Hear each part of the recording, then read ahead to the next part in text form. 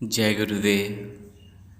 धन गुरुदेव, धन गुरु रविदास महाराज जी, धन धन जगत गुरु रविदास महाराज जी।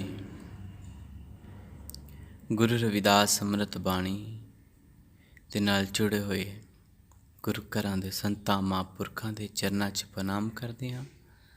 ਪਾਠੀ ਸੇਬਾਨਾਂ ਦੇ ਚਰਨਾਂ 'ਚ ਪ੍ਰਣਾਮ ਕਰਦੇ ਹਾਂ।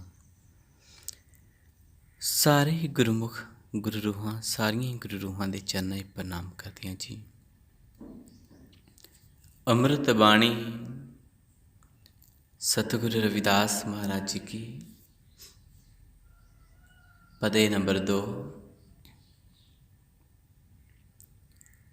गुर की मूरत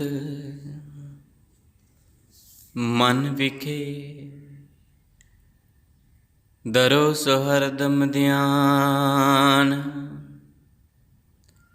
नाम दान स्नान कर, द्वारे पावे मान। गुरु रविदास महाराज जी शब्द ਵਿੱਚ ਫਰਮਾਨ ਕਰਦੇ ਹਨ, ਜਦੋਂ ਤੱਕ ਅਸੀਂ ਆਪਣੇ ਇਸ਼ਟ, ਆਪਣੇ ਗੁਰੂ, ਆਪਣੇ ਸੰਤਾਂ ਮਹਾਂਪੁਰਖਾਂ ਦੇ ਸਰੂਪ ਨੂੰ ਆਪਣੇ ਮਨ ਨੂੰ ਇਕਾਗਰ ਨਹੀਂ ਕਰਾਂਗੇ, ਉਦੋਂ ਤੱਕ ਸਾਨੂੰ ਉਸ ਅਕਾਲ ਪੁਰਖ ਪਰਮ ਪਿਤਾ ਪਰਮਾਤਮਾ ਦੇ ਦੀਦਾਰ ਦਰਸ਼ਨ ਨਹੀਂ ਹੋ ਸਕਣਗੇ। ਸ਼ੁਰੂਆਤੀ ਤੌਰ 'ਤੇ ਮਨ ਨੂੰ ਇਕਾਗਰ ਕਰਨਾ ਹੁੰਦਾ ਹੈ। ਜਦੋਂ ਕੋਈ ਗੁਰੂ ਪਿਆਰਾ ਉਸ ਮਾਲਕ ਦਾ ਸਿਮਰਨ ਕਰਦਾ ਹੈ ਤਾਂ ਸਭ ਤੋਂ ਪਹਿਲੇ ਆਪਣੇ ਮਨ ਨੂੰ ਕੇਂਦਰ ਕਰਨਾ ਹੁੰਦਾ ਹੈ ਉਸ ਮਾਲਕ ਦੇ ਚਰਨਾਂ ਦੇ ਨਾਲ। ਤੇ ਉਹ ਗੁਰੂ ਪਿਆਰਾ ਇਹ ਸੋਚਦਾ ਹੈ ਕਿ ਮੈਂ ਆਪਣੇ ਸੰਤਾਂ ਮਹਾਂਪੁਰਖਾਂ ਦੇ ਚਰਨ ਕਮਲਾਂ ਦੀ ਜਾਂ ਗੁਰਾਂ ਦੀ ਮੂਰਤ ਨੂੰ ਮਨ ਵਿੱਚ ਵਸਾ ਕੇ ਜੋ ਸੂਰਤ ਹੁੰਦੀ ਹੈ ਉਹਨਾਂ ਨੂੰ ਮਨ ਵਿੱਚ ਵਸਾ ਕੇ, ਮਨ ਨੂੰ ਕੇਂਦਰ ਕਰਕੇ ਹਰ ਵੇਲੇ ਮਾਲਕ ਦੇ ਚਰਨਾਂ ਦੇ ਨਾਲ ਪਿਆਰ ਕਰਦਿਆਂ ਹੋਇਆਂ ਇਕਾਗਰ ਚਿੱਤ ਹੋ ਕੇ ਧਿਆਨ ਧਰਨਾ ਚਾਹੀਦਾ ਹੈ। ਜਿਹੜਾ ਜੀਵ ਉਸ ਮਾਲਕ ਦਾ ਨਾਮ ਸਿਮਰਦਾ ਹੈ, ਨਾਮ ਦੇ ਨਾਲ ਆਪਣੇ ਮਨ ਨੂੰ ਇਸ਼ਨਾਨ ਕਰਾਉਂਦਾ ਹੈ,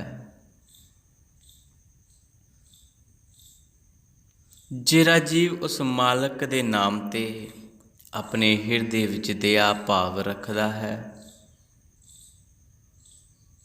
ਜਿਹੜਾ ਜੀਵ ਉਸ ਪਰਮ ਪਿਤਾ ਪਰਮਾਤਮਾ ਦੇ ਪਿਆਰ ਦੇ ਵਿੱਚ ਰੰਗਿਆ ਹੋਣ ਕਰਕੇ ਹਰ ਇੱਕ ਦੇ ਵਿੱਚ ਉਸ ਮਾਲਕ ਨੂੰ ਲੱਭ ਲੈਂਦਾ ਹੈ, ਉਹੀ ਹੀ ਜੀਵ ਗੁਰੂ ਦਾ ਪਿਆਰਾ ਹੁੰਦਾ ਹੈ।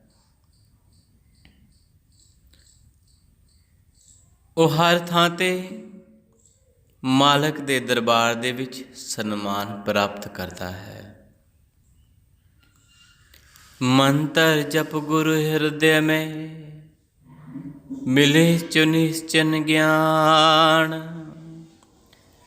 भूख प्यास ना उतरे, नाम बिना भगवान। ਜਿਹੜਾ ਸਾਡੇ ਸੰਤਾਂ ਮਹਾਂਪੁਰਖਾਂ ਨੇ ਸਾਨੂੰ ਨਾਮ ਦਾ ਮੰਤਰ ਦਿੱਤਾ ਹੈ,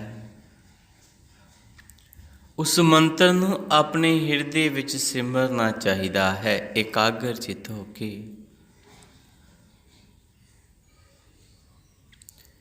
ਜਦੋਂ ਜੀਵ ਸੰਤਾਂ ਮਹਾਂਪੁਰਖਾਂ ਦੇ ਨਾਮ ਮੰਤਰ ਨੂੰ ਸਿਮਰਦਾ ਹੈ, ਫਿਰ ਉਸ ਜੀਵ ਨੂੰ ਅਟਲ ਗਿਆਨ ਦੀ ਪ੍ਰਾਪਤੀ ਹੁੰਦੀ ਹੈ। ਜਿਉਂ ਜਿਉਂ ਨਾਮ ਸਿਮਰਦਾ ਹੈ ਤਿਉਂ ਤਿਉਂ ਉਸ ਨੂੰ ਅਟਲ ਗਿਆਨ ਦੀ ਪ੍ਰਾਪਤੀ ਹੁੰਦੀ ਹੈ। ਉਹ ਪਰਮ ਪਿਤਾ ਪਰਮਾਤਮਾ ਨਿਰੰਕਾਰ ਦੇ ਭੇਦ ਦਾ ਉਸ ਨੂੰ ਸਹਿਜੇ ਸਹਿਜੇ ਗਿਆਨ ਹੁੰਦਾ ਹੈ।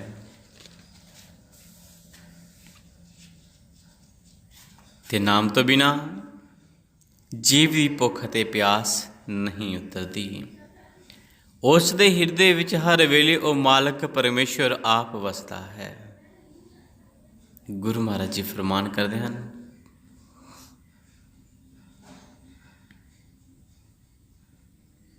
ਸਤਿਗੁਰ ਸੋ ਨਹੀਂ ਪਾਵੇ ਜੋ ਦਿਲ ਮਾਹੇ ਸੁਆਨ। ਮਨ ਸੱਚਾ ਕਿਤੇ ਬਿਦ ਭਇਓ ਕਰ ਹੈ ਕਿਆ ਬਿਆਨ। ਤੇ ਜਿਹੜਾ ਜੀਵ ਸਤਿਗੁਰ ਨੂੰ ਪ੍ਰਾਪਤ ਨਹੀਂ ਕਰਦਾ, ਉਸ ਦੇ ਮਨ ਵਿੱਚ ਲੋਭ ਰੂਪੀ ਵੈਰ ਵਸਿਆ ਰਹਿੰਦਾ ਹੈ। ਪਰਮੇਸ਼ਵਰ ਦੇ ਨਾਮ ਤੋਂ ਬਿਨਾਂ ਮਨ ਸੱਚਾ ਕਿਵੇਂ ਹੋਵੇ, ਇਸ ਦਾ ਕੀ ਬਿਆਨ ਕਰੀਏ। ਝੂਠਾ ਪਾਲਣ ਪਾਲਤੇ ਕਹੋ ਕੈਸੇ ਕਲਿਆਣ। ਆਗਿਆ ਗੁਰ ਕੀ ਚਿੱਤ ਦਰ ਕਹਿ ਰਵਿਦਾਸ ਬਖਿਆਨ।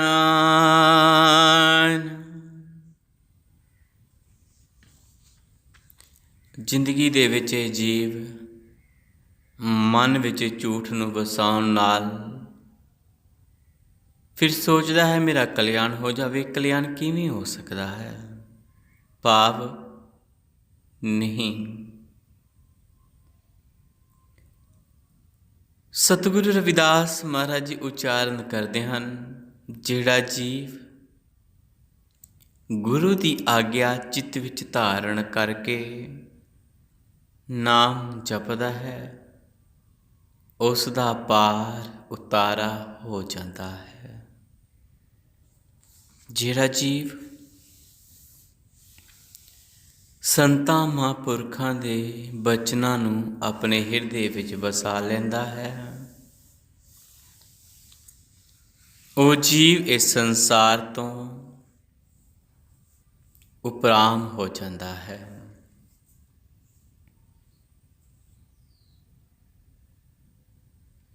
ਬੇਸ਼ੱਕ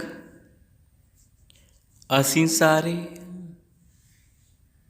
ਸੰਤਾਂ ਮਹਾਂਪੁਰਖਾਂ ਨੂੰ ਮੰਨਦੇ ਤਾਂ ਹੈ,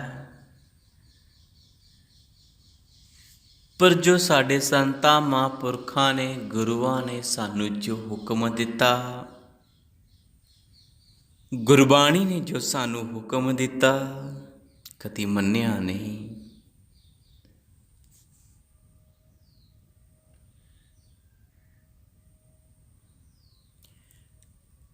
ਹੇ ਭਾਈ, ਸਤਿਗੁਰਾਂ ਦੇ ਬਚਨਾਂ ਨੂੰ ਆਪਣੇ ਹਿਰਦੇ ਵਿੱਚ ਧਾਰਨ ਕਰ।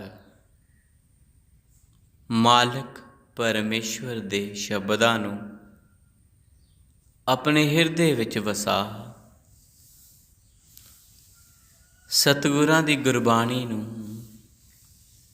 ਹਿਰਦੇ ਵਿੱਚ ਵਸਾ।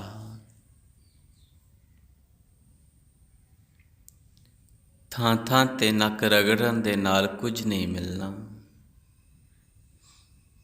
ਜਿਤਨਾ ਮਰਜ਼ੀ ਆਪਣੇ ਆਪ ਨੂੰ ਵਹਿਮਾਂ ਭਰਮਾਂ ਦੇ ਵਿੱਚ ਫਸਾ ਲਵੋ, ਕਰਮ ਕਾਂਡਾਂ ਦੇ ਵਿੱਚ ਉਲਝਾ ਲਵੋ, ਉਸ ਅਕਾਲ ਪੁਰਖ ਪਰਮ ਪਿਤਾ ਪਰਮਾਤਮਾ ਦੀ ਪ੍ਰਾਪਤੀ ਇਵੇਂ ਨਹੀਂ ਹੋਣੀ। ਜਦੋਂ ਜੀਵ ਸੰਤਾਂ ਮਹਾਂਪੁਰਖਾਂ ਦੇ, ਗੁਰੂਆਂ ਦੇ ਦੱਸੇ ਹੋਏ ਉਪਦੇਸ਼ ਨੂੰ ਅਪਣਾ ਕਰਕੇ ਜਦੋਂ ਇਹ ਜੀਵ ਆਪਣੇ ਜੀਵਨ ਦੇ ਵਿੱਚ ਗੁਰਾਂ ਦੀ ਸਿੱਖਿਆਵਾਂ ਨੂੰ ਆਪਣੇ ਜੀਵਨ ਦੇ ਵਿੱਚ ਧਾਰਨ ਕਰ ਲੈਂਦਾ ਹੈ, ਉਸੇ ਹੀ ਜੀਵ ਦਾ ਜੀਵਨ ਇਸ ਸੰਸਾਰ ਦੇ ਵਿੱਚ ਬੇਗਮ ਬਣ ਜਾਂਦਾ ਹੈ। ਤੇ ਉਸ ਦਾ ਮਨ ਫਿਰ ਸਤਿਗੁਰਾਂ ਦੇ ਵਸਾਏ ਹੋਏ ਬੇਗਮਪੁਰਾ ਸ਼ਹਿਰ ਦੇ ਵਿੱਚ ਵਿਲੀਨ ਹੋ ਜਾਂਦਾ ਹੈ,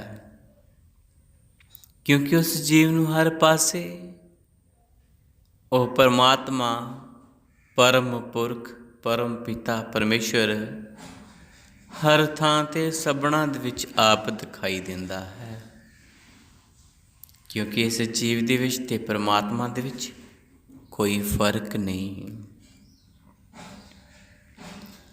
ਇਸ ਲਈ ਹੈ ਭਾਈ, ਆਪਣਾ ਕੀਮਤੀ ਸਮਾਂ ਸਤਿਗੁਰ ਦਿੱਤੇ ਹੋਏ ਨਾਮ ਗਿਆਨ ਦੇ ਸਾਧਨਾਂ ਦੇ ਵਿੱਚ ਬਤਾ ਲਿਆ ਕਰ। ਨਾਮ ਨਾ ਹੋਰ ਕੁਝ ਵੀ ਨਹੀਂ। ਜੈ ਗੁਰੂਦੇਵ, ਧੰਨ ਗੁਰੂਦੇਵ, ਧੰਨ ਗੁਰੂ ਰਵਿਦਾਸ ਮਹਾਰਾਜ ਜੀ, ਧੰਨ ਧੰਨ ਸਤਿਗੁਰੂ ਰਵਿਦਾਸ ਮਹਾਰਾਜ ਜੀ। ਜੈ ਗੁਰੂਦੇਵ, ਜੈ ਗੁਰੂ ਰਵਿਦਾਸ ਮਹਾਰਾਜ ਜੀ।